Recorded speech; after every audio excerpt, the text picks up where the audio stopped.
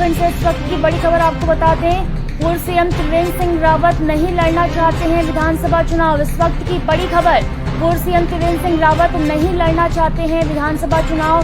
राष्ट्रीय अध्यक्ष जेपी नड्डा को चिट्ठी लिखकर अनुरोध किया। इस वक्त की बड़ी खबर उत्तराखंड से सामने आ रही है। पूर्व सीएम त्रिवेंद्र सिंह रावत ने बीजेपी राष्ट्रीय अध्यक्ष को चिट्ठी लिखी है और उस चिट्ठी में उन्होंने अनुरोध किया है कि वो इस बार डोईवाला विधानसभा से नहीं लड़ना चाहते हैं चुनाव। बड़ी खबर इस वक्त की आपको बता रहे हैं, उत्तराखंड से इस वक्त की बड़ी खबर सामने आई है। पूर्व सीएम त्रिवेंद्र सिंह रावत को लेकर त्रिवेंद्र सिंह रावत ने राष्ट्रीय अध्यक्ष जेपी नड्डा को चिट्ठी लिखी और उस चिट्ठी में उन्होंने अनुरोध किया है कि वो इस बार विधानसभा चुनाव नहीं लड़ना चाहते हैं। तो इस वक्त की बड़ी खबर आपको बता रहे हैं हम, पूर्व सीएम त्रिवेंद्र सिंह रावत ने चिट्ठी लिखकर अनुरोध किया, राष्ट्रीय अध्यक्ष जेपी नड्डा को चिट्ठी लिखी है जिसमें उन्होंने अनुरोध किया है कि वो इस बार डोईवाला से विधानसभा चुनाव नहीं लड़ना चाहते हैं। तो बड़ी खबर आपको बता रहे हैं क्योंकि लगातार जिस तरीके से विधानसभा चुनाव नजदीक है और इस वक्त पूर्व सीएम त्रिवेंद्र सिंह रावत की बड़ी खबर सामने आ रही है। उन्होंने चिट्ठी लिखकर बीजेपी के राष्ट्रीय अध्यक्ष जेपी नड्डा से अनुरोध किया है कि इस बार वो डोईवाला सीट से विधानसभा चुनाव नहीं लड़ना चाहते हैं। तो बड़ी खबर सामने आ रही है। वहीं इस खबर पर ज्यादा जानकारी के लिए हमारे साथ फोन लाइन पे दिग्विजय सिंह चौहान जुड़ चुके हैं। तो दिग्विजय, इस वक्त बड़ी खबर उत्तराखंड में सामने आ रही है। पूर्व सीएम त्रिवेंद्र सिंह रावत जो डोईवाला से वर्तमान विधायक भी हैं, उन्होंने चिट्ठी लिखकर अनुरोध किया है कि वो चुनाव नहीं लड़ना चाहते हैं।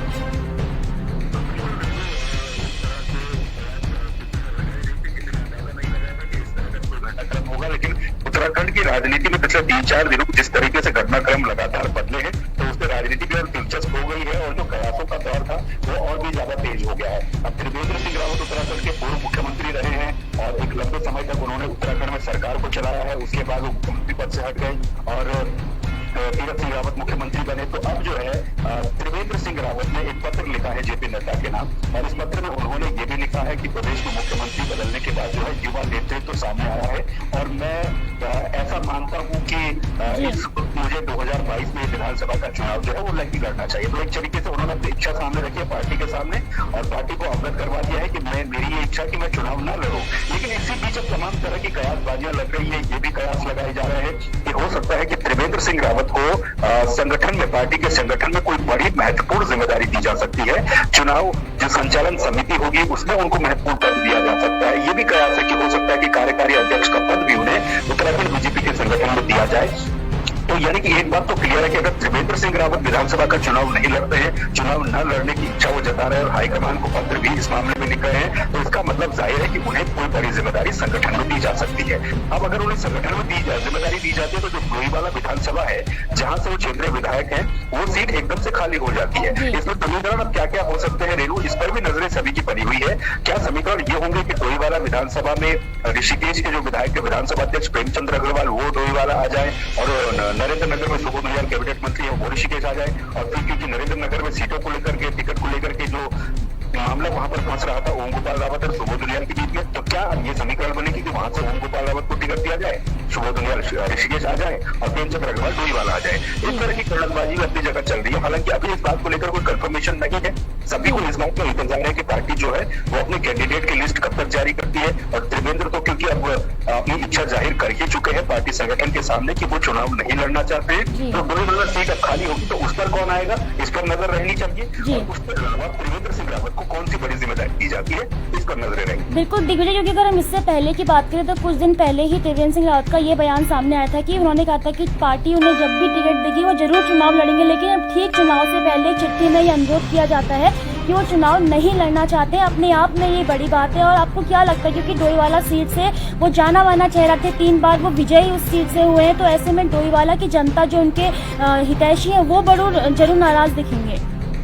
देखिए डोईवाला सीट पर बीजेपी क्या समीकरण बिठाती है, इसमें कंडीशन एक जो हमने अपने दर्शकों के सामने रखी है क्या वो इम्प्लीमेंट किया जाता है, क्योंकि टिकटों में हो रही देरी इसीलिए हो रही है क्योंकि एक सीट पर दावेदार महत्वपूर्ण कई सारी है, उनमें से नरेंद्र नगर की भी सीट है।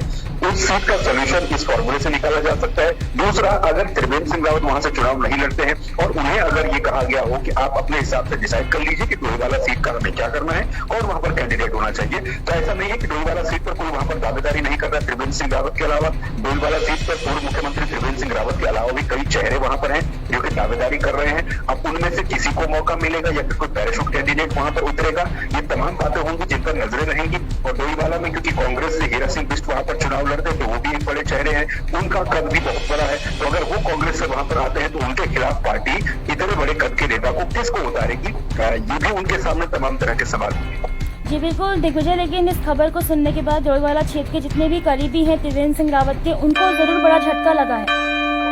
बिल्कुल जाहिर, देखिए अगर त्रिवेंद्र सिंह रावत के जो समर्थक होंगे, क्योंकि पूर्व मुख्यमंत्री रहे हैं, बड़े चेहरे हैं, अगर वो चुनाव नहीं लड़ने की इच्छा जाहिर करते हैं तो उनके जो कार्यकर्ता होंगे, वो जो समर्थक होंगे, उनमें जरूर थोड़ी सी माइल जरूर होगी। लेकिन त्रिवेंद्र सिंह रावत क्योंकि मुख्यमंत्री लेवल के नेता रहे हैं, बहुत बड़े नेता है, तो अगर उन्होंने इस तरीके का कोई फैसला लेने का सोचा है तो उसके पीछे भी हो सकता है कई सारे कारण हो। जैसे कि हमने कारण बताया कि हो सकता है उन्हें पार्टी के संगठन में कोई बड़ी जिम्मेदारी दी जाए, कार्यकारी अध्यक्ष की जिस तरह की खबरें अब निकलनी शुरू हुई है, तो हो सकता है उन्हें कार्यकारी अध्यक्ष बना दिया जाए। तो उससे उनकी जो उनके एक तरीके से कहा जा सकता है कि जो पावर रहेगी संगठन में, उसमें इंक्रीज ही होगी, उसमें बढ़ोतरी ही होगी, और चुनाव जो संचालन होगा उसमें भी उनकी भूमिका, उनका रोल जो है वो काफी महत्वपूर्ण हो जाएगा। जी बिल्कुल दिग्विजय, धन्यवाद आपका तमाम जानकारी हम तक साझा करने के लिए। तो इस वक्त की बड़ी खबर एक बार फिर से आपको बता दें, उत्तराखंड के पूर्व सीएम त्रिवेंद्र सिंह रावत ने बीजेपी राष्ट्रीय अध्यक्ष जेपी नड्डा को चिट्ठी लिखी है और चिट्ठी में अनुरोध किया है कि वो इस बार विधानसभा चुनाव नहीं लड़ना चाहते हैं। तो बड़ी खबर ये सामने आ रही है। अब ऐसे में ये माना जा रहा है कि शायद त्रिवेंद्र सिंह रावत को आने वाले समय में कोई बड़ी जिम्मेदारी पार्टी देगी, ये देखने वाली बात होगी। लेकिन इस वक्त बड़ी खबर उत्तराखंड से, डोईवाला सीट से जो वर्तमान विधायक रहे हैं त्रिवेंद्र सिंह रावत, वो चुनाव नहीं लड़ना चाहते हैं। इसका अनुरोध उन्होंने चिट्ठी लिखकर किया है। तो बड़ी खबर आपको बता रहे हैं।